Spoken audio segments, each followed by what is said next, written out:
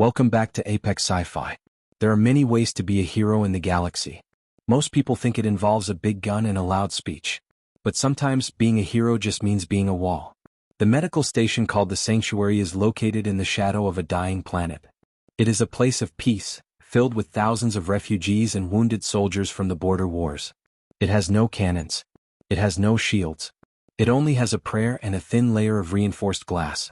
A local warlord, a man who wants to erase any sign of the people he conquered, has launched an orbital strike.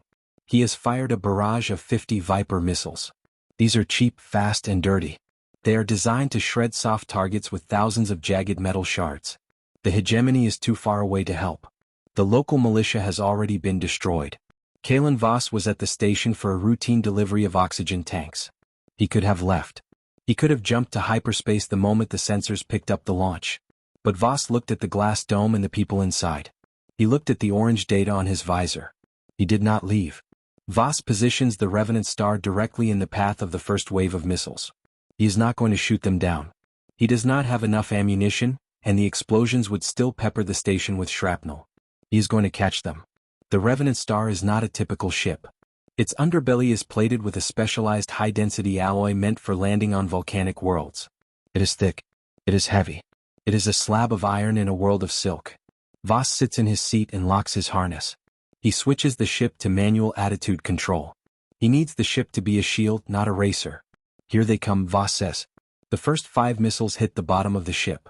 The sound is like a giant hammer hitting a gong. The Revenant Star is tossed upward by the force of the blast. Voss is slammed into his seat, his teeth rattling. The orange data on his visor flickers as the ship's external sensors are destroyed. He does not need them. He can feel the hits through the floor. He uses the side thrusters to dive back into position.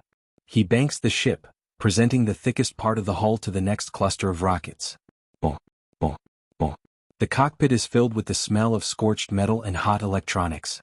The hull is glowing a dull, angry red. The temperature inside the ship is climbing. Voss ignores the heat. He watches the visual feed from the cockpit window. The missiles are coming in faster now, spreading out to try and go around him. Voss kicks the rudder. He puts the Revenant Star into a violent spin, using the momentum to slap 3 missiles out of the sky with his wingtips. It is a dance of destruction. He is moving the ship with the precision of a boxer, blocking every punch aimed at the station. 1 missile gets past. It is heading straight for the central dome of the station. Voss does not have time to fly in front of it.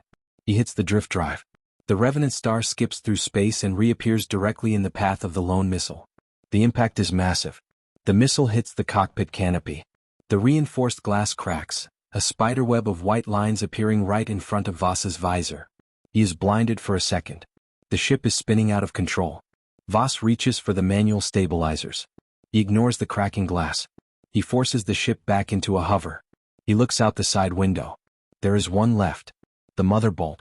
It is the largest of the barrage, a heavy-yield bunker buster meant to finish the job.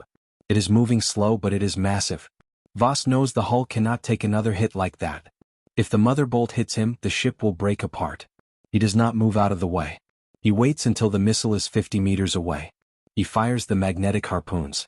The cables launch from the Revenant Star and wrap around the body of the missile.